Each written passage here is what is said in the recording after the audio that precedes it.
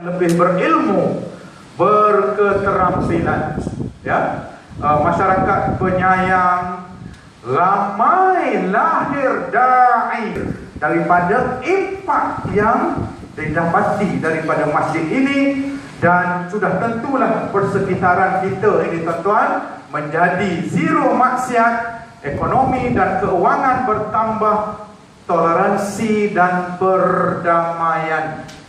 Kita lebih bertoleransi dengan masyarakat sekeliling, ya. Jadi dalam konteks ini tuan-tuan, modal insan tadi tuan-tuan, manusia tadi tuan-tuan, setelah diproses melalui amalan-amalan masjid, akan menjadi modal insan yang lebih baik, yang saya sebut tadi, output dia ini. Kalau benda ini tidak berlaku, dia akan menjadi modal insan hanyalah sebagai ahli ibadah. Apa maksud ahli ibadah? Bila sampai waktu mereka datang ke masjid, solat, lepas tu balik. Sampai maghrib pergi ke masjid, solat, balik. Sampai waktu pergi ke masjid, solat, begitulah. Menjadi hanyalah ahli ibadah, tak lebih daripada itu. Tetapi bila amalan di masjid itu difahami, kita nak jadikan ahli ibadah tadi tuan-tuan, nak bertukar menjadi umat contoh asbab hidayah daripada Allah Subhanahu wa taala. Dan itulah yang saya katakan masjid berperanan sebagai change agent, ejen perubahan di dalam masyarakat. Mereka yang dulunya punyalah garang dengan anak-anak, dengan keluarga, dengan jiran, sombong, bila melalui proses amalan di masjid, menjadi seorang yang lebih baik, menjadi seorang yang penyayang, menjadi seorang yang lebih bertanggungjawab. Dalam konteks ini, masjid kita menjadi change agent, ejen perubahan. Makin ramai orang mengikuti program masjid, sama ada solat dan kuliah dan program dan sebagainya, makin ramai orang akan berubah. Ini hasrat dia, ya, ini hasrat. Kemudian tuan-tuan, mengikut pengalaman kami di Masjid As-Salam, untuk memudahkan proses pemahaman, ya, saya menyediakan model yang mudah untuk kita faham, iaitu dalam konteks masjid, ya, kita ada 3 level. Satu ialah nazir dan jawatan kuasa takbir. Jawatan kuasa takbir ialah setiausaha, bendahari, timbalan nazir duduk dalam jawatan kuasa takbir, merujuk kepada enakmen, pengurusan dan pentadbiran Masjid Negeri Islam. Kemudian level yang kedua ialah pegawai-pegawai dan AJK. Level yang ketiga ialah warga kerja, jemaah sekalian. Dalam konteks 3 level ini tuan-tuan, komunikasi boleh berlaku daripada atas ke bawah, daripada kiri ke kanan. Dia tidak ada barrier. Boleh terus mengajukan pertanyaan, mengajukan aduan, memberikan cadangan, ya, kepada sama ada terus kepada peringkat atas ataupun daripada pertengahan. Dalam konteks ini tuan-tuan, nazir dan jawatan kuasa masjid kenalah menyediakan visi dan misi masjid. Ini kena jelas, kena set visi dan misi masjid. Dan peringkat pertengahan pegawai dan AJK memantau, memastikan vision dan mission itu dapat dilaksanakan dengan baik, dan yang jamaah sekalian akan participate dalam program-program yang sudah dibuat. Tidak ada artinya kita ada strategi yang cukup hebat tetapi penglibatan masyarakat tidak ada. Jadi dalam konteks ini tuan-tuan, di Masjid As-Salam contohnya, ya, daripada pengalaman kami, perlulah jawatan kuasa, ya, kita perlulah ada idea, kreativiti dan inovasi, benda-benda yang different kita buat, kita lakukan, kita laksanakan program-program yang berbeza supaya impak dia berbeza. Di Masjid As-Salam saya bentuk satu tim, kita panggil strategic team. Strategic team ni tugas dia untuk fikir, dia pemikir, kumpulan pemikir, fikir aja kerja dia. Buat strategi, buat strategi, buat strategi. You need to think. Bagaimana kita nak dengan non-Muslim, dengan orang yang tak datang masjid, dengan orang yang sibuk, dengan itu, that is one thing. Dia kena fikir, dia kena ada kumpulan pemikir ni. Kemudian, bila kumpulan pemikir ini tuan-tuan akan dilaksanakan, pegawai-pegawai dan AJK akan melaksanakan idea-idea, cadangan-cadangan yang sudah dipikirkan tadi, dan seterusnya semua jawatan kuasa berserta dengan jamaah melaksanakan apakah strategi-strategi dan perancangan yang sudah dibuat. Kalaulah ini dapat kita laksanakan, Masya Allah tuan-tuan, segala strategi kita itu, kita boleh tahu strategi ini berkesan ke tak berkesan, benda ini berkesan ke tidak berkesan. Kita buat setiap program, kita buat penilaian. Selama ni kita tak buat, kita buat program tapi kita tak nilai. Berkesan, sasaran sampai ke tak sampai, orang yang kita fokus tu sampai ke tak sampai. Bila kita tak buat macam ni, enak kuliah maghrib orang yang sama, betul? Betul ke tak betul ni? Bila begitu kita tidak berbeza. Ya, kita nak buat perbezaan. Ya, kita nak buat perbezaan. Tuan-tuan, sebelum kita rehat, ya, saya ada satu slide lagi. Apakah nilai dan etika pegawai dan AJK masjid? Sebenarnya etika ini bukan hanya pegawai, semua jemaah pun kita kena bertanggungjawab. Kita tak nak ada jemaah ni tuan-tuan ada mengata, oh masjidnya AJK, ni AJK punya, bukan aku punya. Tak apalah, AJK dah ada, dia adalah yang jaga. Sebab kita belum memasyarakatkan masjid dan masjidkan masyarakat seperti yang saya kata tadi. Bila ini ada, kita ada perasaan, tak apalah ini masjid, kita tak own masjid itu. Benarnya, yes, masjid kita, sepatutnya masjid kita. Masjid kita sepatutnya. Itu yang kita nak orang merasai.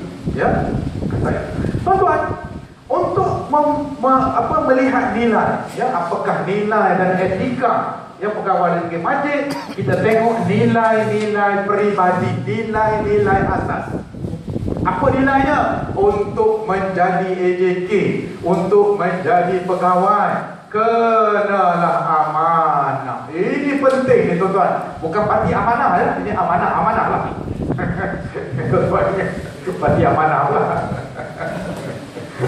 Amanah. Dan kita kena apa? Integriti. Sebenarnya bukan di masjid, di pejabat pun kita kena ada integriti, tuan-tuan. Apa lagi? Bertanggungjawab. Apa lagi? Ikhlas, berdedikasi, berdisiplin, bekerjasama, bersih, tekun, sederhana. Ini kita kena ada, elemen-elemen ini kena ada. Mana mungkin ya kita nak jadi AJK masjid tetapi questionable.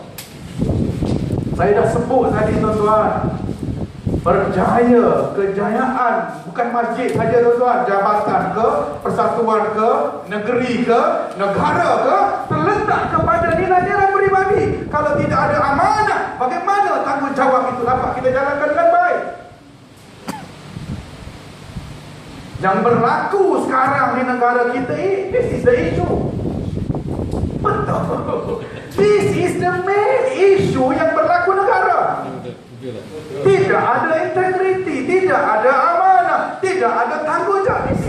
Benda yang kita pastilah. Kalau benda ini kita dapat tacklekan tuan-tuan, tidak berlaku apa yang berlaku sekarang. Asas dia ya. So nilai-nilai peribadi itu kena ada. Ya, nilai-nilai peribadi kena ada. Kemudian apa lagi tuan-tuan? Nilai-nilai profesionalisme. Mesti ada nilai itu dalam diri kita. Ada orang tuan-tuan, bukan main lagi amanah, bukan main lagi bertanggungjawab, bukan main lagi ikhlas, jaga duit, masjid tak bagi hilang. Tapi bilik air bocor 3 bulan tak buat apa-apa. Ini tak ada integriti. Minta maaf lah. Bunyi kasar kan? Bunyi kasar kan? Betul. Duit bukan main lagi banyak. Jemaah susah. Kipas tak jalan, aircon tak. Contohlah. Bukan masjid ni, masjid lain. Beli Afrika.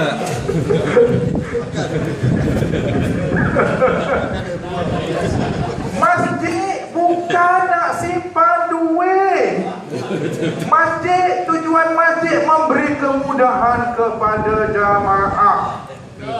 Banyak tempat saya pergi tuan-tuan, masjid-masjid bangga, aku ada 200,000, aku ada 300,000, aku ada beberapa ribu. Program tak berjalan.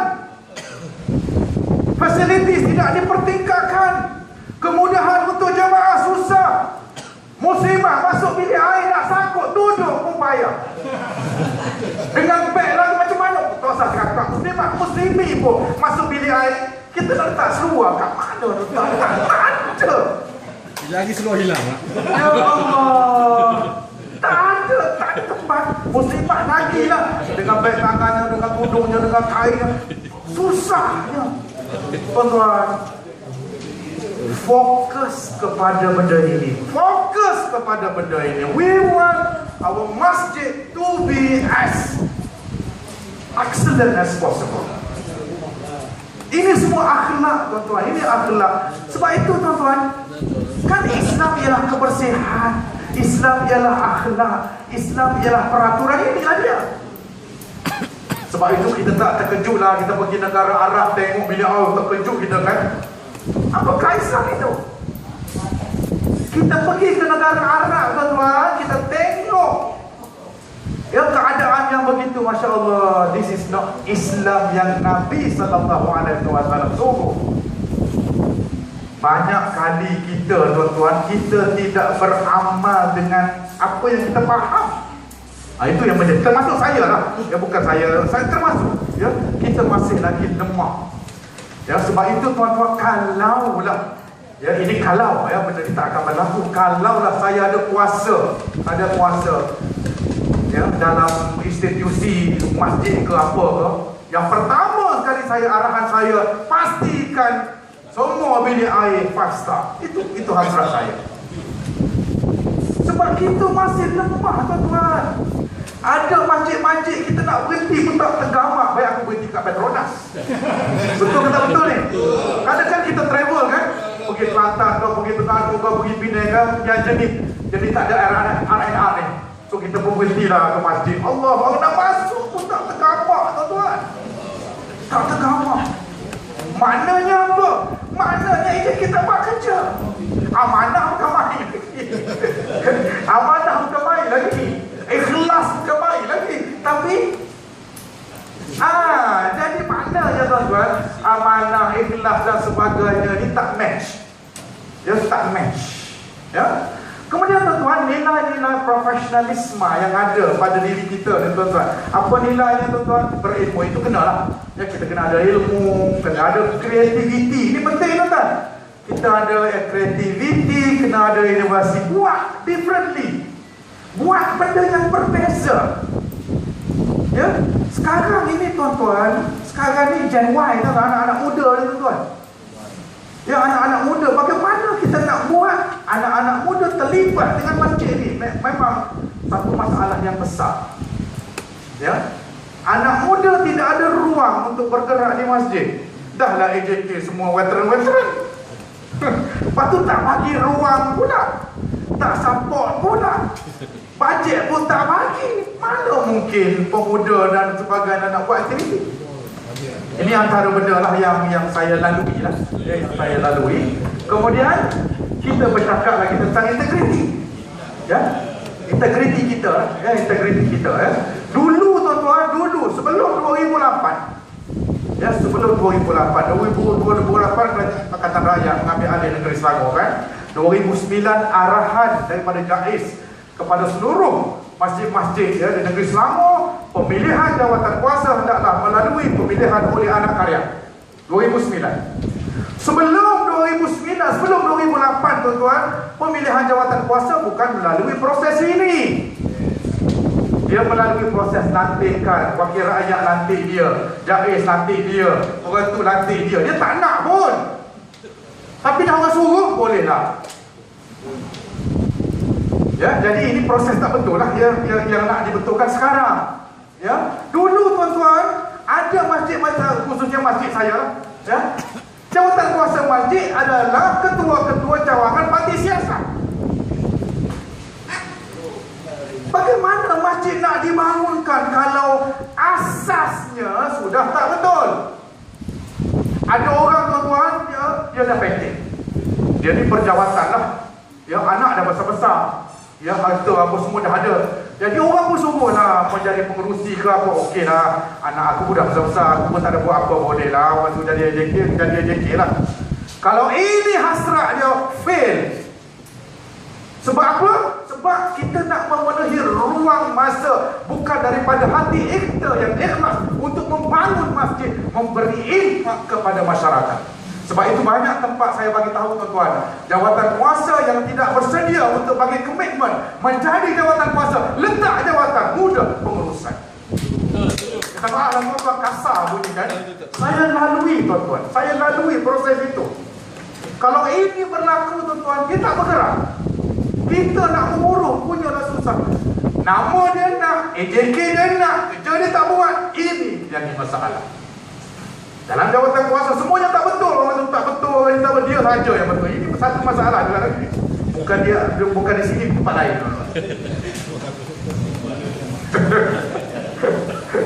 Kemudian tuan-tuan, isu-isu ni tuan-tuan, ini ialah isu-isu personal. Kita kena maki diri dulu. Membangun masjid ni tuan, banyak orang kata, oh kita tak ada dewan, kita tak ada itu, kita tak ada ini. Ya, banyak alasan lah.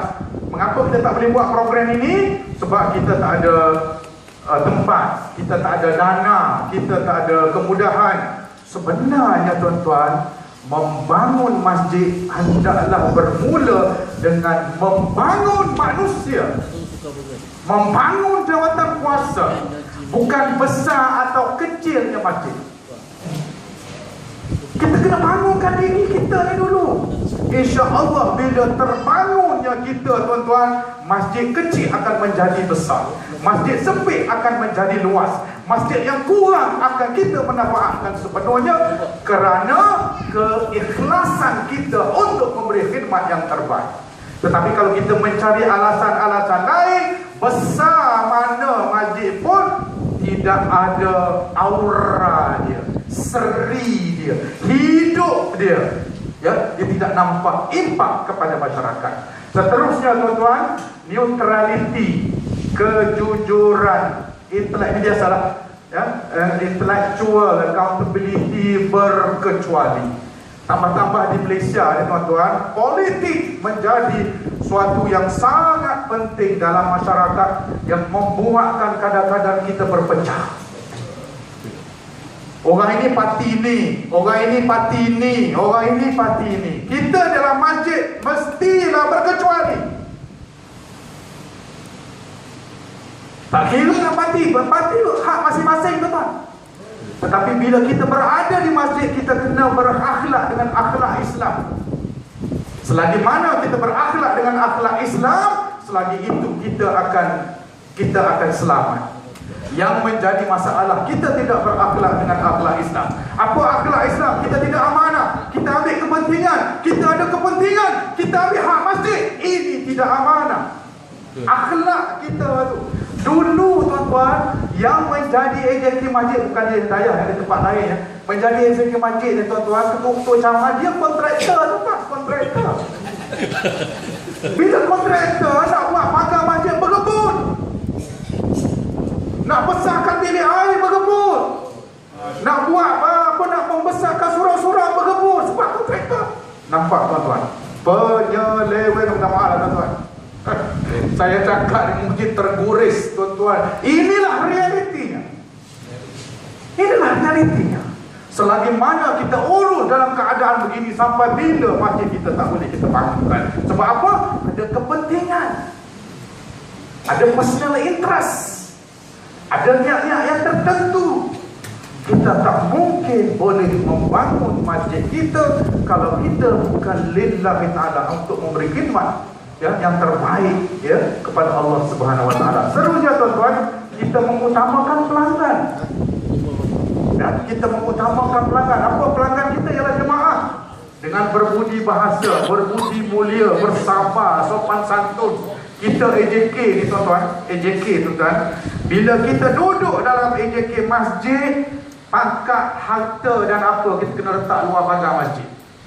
Ada datuk ke, ada tasri ke, ada doktor ke, ada apa ke, kita tidak boleh bawa benda itu. Kalau ada benda itu, mungkin kita nak berkhidmat, kita nak memberi khidmat yang terbaik ni tuan-tuan. Kita kena dalam keadaan tinggi ke dalam keadaan rendah? Yes, kita kena dalam keadaan rendah. Kalau kita dalam keadaan tinggi nak memberi khidmat, macam mana? Suka atau tidak, di masjid ni tuan-tuan, kita dalam industri perkhidmatan, kita memberi khidmat kepada masyarakat. So bila kita memberi khidmat, kita kena rendahkan diri kita. Ini susah ni tuan-tuan. Ini susah ni tuan-tuan. Banyak tuan-tuan, minta maaf lah, bukan iklan saya. Di Kuala Lumpur saya banyak bagi kursus dan ceramah di Kuala Lumpur dengan pegawai-pegawai masjid wilayah. Pegawai masjid kita masuk imam mengadu kepada saya tuan-tuan. Di Kuala Lumpur, di wilayah, ada orang wilayah ke sini? Tak ada. Di wilayah tuan-tuan, pengerusi ni dilantik oleh Tan Sri lah, KSU lah, yang dah pencen-pencen kan, dia menjadi peneraju utama. Ingat orang ni nak buat kerja masjid ke tuan-tuan? Agak-agak birokrasi yang begitu kuat, semuanya bebankan kepada imam. Imam tak boleh nak buat apa. Imam pergi ke Tuan Haji, macam mana lah kita nak buat benda ini. Dan pertanyaan tu dibagi kepada saya, bagaimana kita nak atasi masalah ini. Saya kata atasinya ialah kita kena revamp the whole organisasi pun tak betul. Termasuklah Yapip lah, apalah, tuan-tuan tahulah ini dia. Struktur tu sudah tak betul. Struktur organisasi tu sudah tak betul. Bagaimana masjid kita nak bangunkan? Bila kita bangunkan masjid, ada kepentingan politik. Bila orang politik ni tuan-tuan, kita maaf lah. Bila orang politik ni tuan-tuan, takkanlah dia nak lantik JK bukan orang politik, mesti dia JK orang-orang dia kan? Betul ke tidak? Mestilah JK orang-orang dia, yang ni orang dia, ketua kampung orang dia, sebab sokong dia, ini masalah. Sebab dia ada kepentingan. Aku nanti dia nanti aku. Itu masalah. Kita tidak ada nak buat ini tuan-tuan dengar ni, mungkin tuan-tuan tak berkenan dengan pandangan saya nak sebut juga tuan-tuan, sebab inilah realitinya. Ini realitinya. Seterusnya tuan-tuan, nilai-nilai kepimpinan. Dalam masjid kan ada banyak-banyak biru tuan. Kepimpinan ni bukan nazir saja. Ya semualah, timbalan nazir, bendahari, istiadah, biru-biru. Nilai kepimpinan mesti ada apa nilainya? Adil. Ada orang tu, ini orang aku sokong, bagi itu, bagi dia parti aku, dia sokong. Janganlah macam tu. Dia tak menyokong aku tak bagi dia. Janganlah. Kemudian kena berani tuan. Dalam keadaan kita kena berani. Ada orang nak ambil jalan selamat, nak popular, aku buatnya, ada orang marah. Aku buatnya, orang tak bagi sokongan. Jangan. Selagi mana kita benar dan betul, laksanakan. Kemudian syura, ini sangat penting tuan-tuan. Syura sangat penting. Banyak kali tuan-tuan, bila kita besar, kita buat keputusan sendiri. Banyak masjid-masjid tuan-tuan, kita buat keputusan sendiri, tak ambil manfaat dia daripada orang lain. Kita buat, kita hebat tuan-tuan. Dia syura ni tuan-tuan. Yang pertamanya ialah kita nak dapat barakah. Syura ni sunat. Kita nak dapat barakah Allah tu. Walaupun kita bos, kita dah tahu keputusan, jangan kita buat keputusan. This is about leadership. Kita pemimpin, kita dah tahu dah keputusan ini kita nak ambil. Jangan kita buat. Dia anak